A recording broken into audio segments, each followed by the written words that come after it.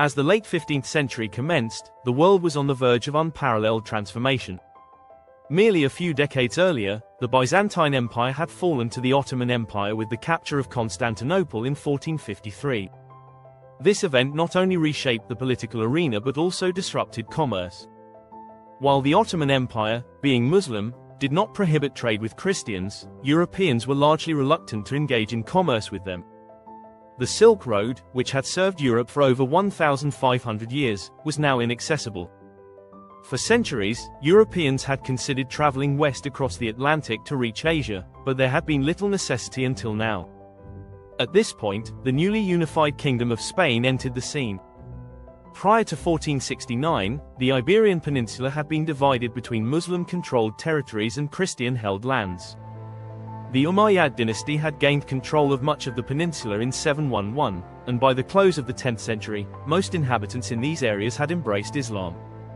However, this did not imply that Jews and Christians were unwelcome.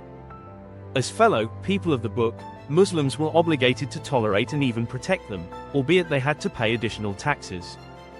Nevertheless, many Christians preferred to reside in the small kingdoms to the north, free from Muslim governance. The kingdoms of Navarre, Leon, and a few others remained and seized every chance to expand their territories. Portugal carved out its own space from both Muslim territory and parts of Leon in the 13th century, later becoming a significant power in the colonial race. Over the centuries, the remaining kingdoms fought and forged alliances, eventually consolidating under the rule of the kingdoms of Aragon and Castile.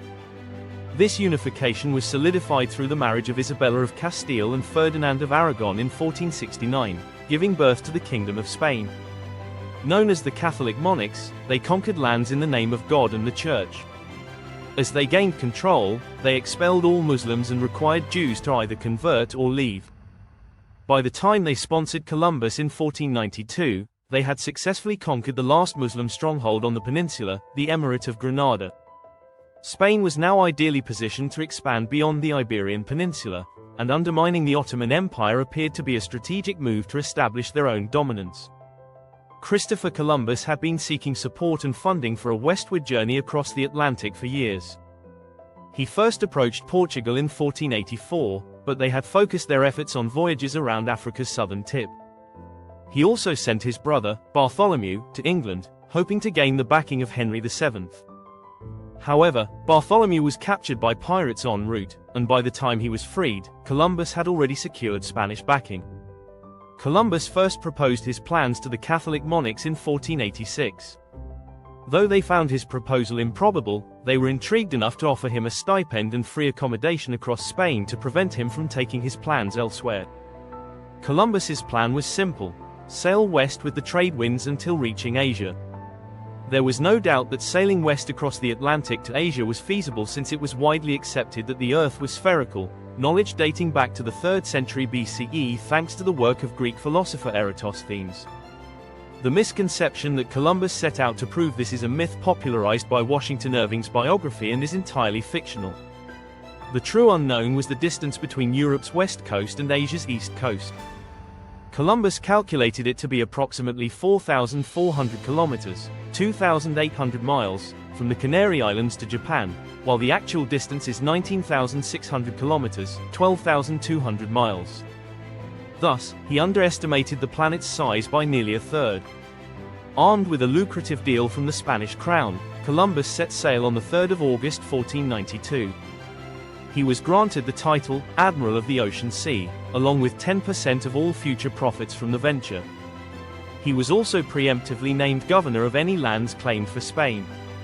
The expedition included 3 ships, the Santa Maria, the Santa Clara, commonly known as the Nina, and the Pinta, though the latter's true name is lost to history. Despite their modest size, the ships were well equipped for the voyage. Many legends surround this maiden voyage, such as claims of being battered by storms and the crew threatening mutiny. However, Columbus's journals suggest they experienced near-perfect weather and calm seas for much of the journey, and while typical complaints from the crew likely occurred, there's no evidence of a mutiny. The duration of the trip is also often misrepresented. While they did set sail from Spain on the 3rd of August, they were delayed for weeks at the Canary Islands for repairs on the Pinta. The expedition didn't cross the Atlantic until the 6th of September, and they sighted land on the 12th of October, making the transatlantic voyage a total of 36 days, just over 5 weeks. They landed on an island Columbus named San Salvador, in the Bahamas. The Arawak people, the island's inhabitants, greeted them. However, these people were not the advanced civilizations Europeans expected, given their knowledge of China or Japan. Their Bronze Age technology, lack of beasts of burden, and unfamiliar crops like maize and yams were entirely new to the Europeans. Despite these surprises, the Spanish sailors were captivated by the sight of gold. Some natives wore small golden ornaments, which led Columbus and his men to believe they had stumbled upon vast riches. Columbus forced some Arawak people aboard his ships to act as guides to the source of this gold. They led him first to present-day Cuba, then to Hispaniola, where a local chief gifted him a gold mask. During their stay, the Santa Maria ran aground on Christmas Eve, creating both a setback and an opportunity.